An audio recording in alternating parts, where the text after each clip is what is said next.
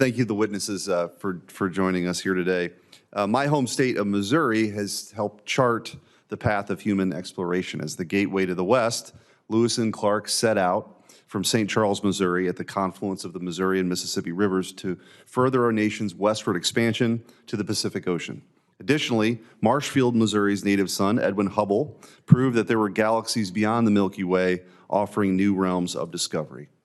America's drive for exploring the unknown has always been a unifying force for our country, and our nation has and always should be at the forefront of exploration, period. Dating back to the advent of the space race and human exploration in the Mercury missions, the need for the U.S. to be the preeminent leader in space has been critical to our national and economic security. Then Russia was our key adversary. Today it's China. The U.S. is privileged to have some of the foremost aerospace companies in the world, with 3 of them represented in front of us here today. As ranking member of the Space and Science Subcommittee, I want to do everything in my power to leverage the abilities and innovation of those U.S. companies in order to maintain American space dominance. When considering new frameworks for regulation in space, it is imperative that the appropriate agencies develop thoughtful, light-touch standards for the development and deployment of technologies of suborbital, orbital, cislunar, and lunar commercial operations. Innovation thrives under light-touch regulations, not the heavy hand of government. The FAA's moratorium on regulating commercial spaceflight operations, otherwise known as the learning period, is set to expire on January 1st, 2024. The learning period has afforded us the robust commercial spaceflight industry we have here today. It's important that learning period be extended to provide both industry and the FAA enough time and data to establish an appropriate off-ramp to a more permanent framework for the commercial space industry. We must also streamline and reform existing regulations within the FAA and the Department of Commerce to refocus our federal agencies' core functions of timely licensing and safety to ensure that the American companies lead the world. I have led efforts here in the Senate with my colleague, Senator Hickenlooper, to streamline the FCC's role in spectrum licensing for commercial space launch and reentry to provide a more certain and timely licensing process that keeps pace with the increased launch and reentry demands of the commercial space industry. That bill has passed committee, and I hope we can get it passed on the floor actually this week. I intend to take that same approach, and an approach that emphasizes timely review and approval of licenses and certifications when it comes to the processes at the FAA and the Department of Commerce. Additionally, it's important that the larger commercial space industry has regulatory certainty and clarity to plan for the future, to head off the larger threat of China and our adversaries in space. If federal agencies continue to stray from their core functions or add to the current bureaucratic mess, we could very well see valuable American companies leave our shores. I, for one, and I know my colleagues join me in not wanting to see that happen. I believe that those agencies play an important and critical role in commercial space development.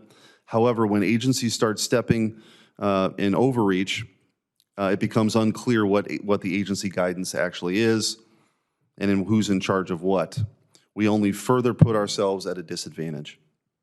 Congress should not stand idly by and watch agency turf wars.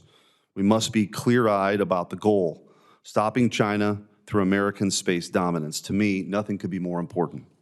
Madam Chair, as we look to the new frontier of space exploration in future generations, America must be the first back to the moon, the first nation to set foot on Mars, the first nation to capture and harness the resources of galactic asteroids. These goals are vital to the next stage of human curiosity. Our future generations depend on us to get this right. I look forward to hearing from the witnesses here today to ensure this committee develops a thoughtful and balanced approach to any future commercial space exploration bill or commercial space bill that promotes, not hinders, American industry. I yield back. Senator Schmitt for his first set of questions. Thank you, Madam Chair. Mr. Gerstenmaier, Mr. Joyce, this is for you two primarily. An example of, I think, some really intriguing a development here in potentially critical technology is nuclear propulsion. Talked a little about this a little bit yesterday.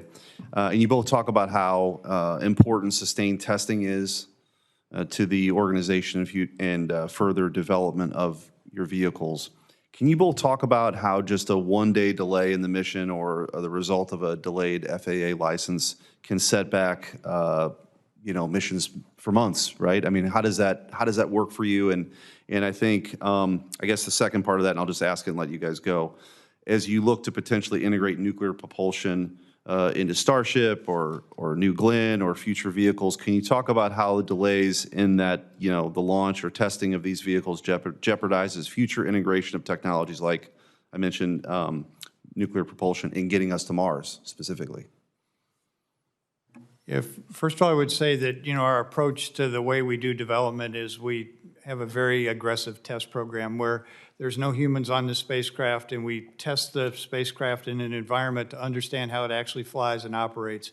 We also do that consistent protecting the public. We want to make sure that no one gets hurt, nothing is damaged except maybe our own facilities, but we use that as a series of test flights.